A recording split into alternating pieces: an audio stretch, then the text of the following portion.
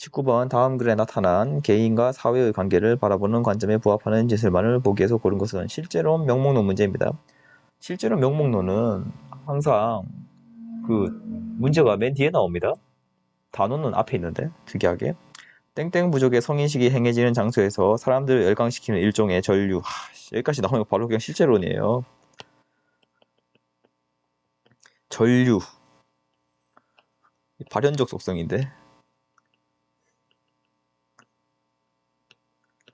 사람들이 율동에 맞춰 구호를 외치고 노래를 부르는 가운데 발생한 전류, 발생했다고 그러잖아요. 발생한 전류, 발현적 속성이라는 얘기거든요.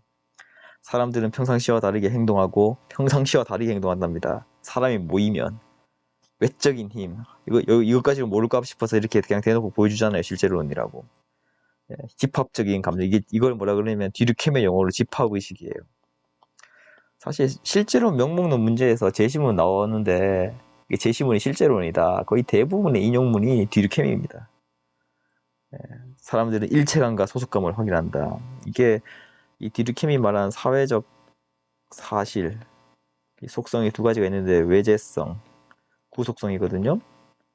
그러니까 개인 외부에 존재하고 개인의 행동을 구속한다. 그러니까 사회적 사실, 사회 구조가 있다, 사회란 실제한다 이런 내용인데 그럼 반문할 거 아니에요.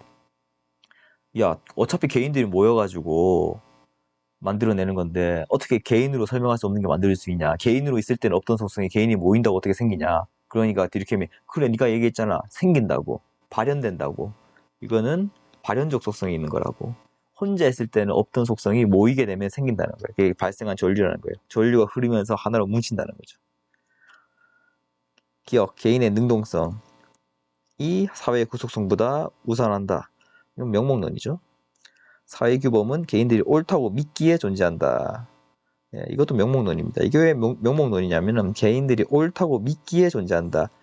이 외재성이라는 거는 개인들이 믿고 안 믿고와 상관없이 존재해야 돼요. 근데 개인들이 믿기 때문에 한 명 한 명의 사람들이 믿기 때문에 존재한다는 거. 이 사회규범의 존재 이유, 존재 사실을 개인들로 환원해서 설명하는 거잖아요.